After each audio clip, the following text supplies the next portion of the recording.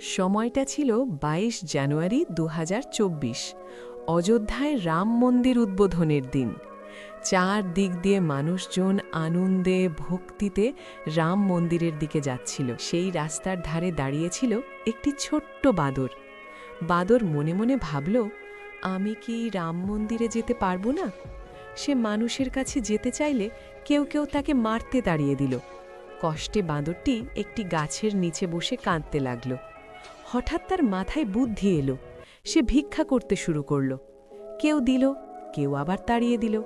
অনেক কষ্টে সে কিছু টাকা জোগাড় করল। বাঁদর ভাবল, এবার আমি যেতে পারব। কিন্তু পথে কিছু বদমাশ লোক এসে তার সব টাকা কেড়ে নিল। বাঁদর ভেঙে পড়ল, খুব কাঁদতে লাগল। ঠিক তখন এক ভদ্র মানুষ রাস্তা দিয়ে যাচ্ছিল। সে বাঁদরকে জিজ্ঞেস করল, তুমি কাঁদছ কেন? বাঁদর সব কথা বলল। মানুষটি মুচকি হেসে বলল, চলো, তুমি আমার সাথেই রাম মন্দির যাবে। কিছুক্ষণের মধ্যেই তারা রাম মন্দিরে পৌঁছে গেল।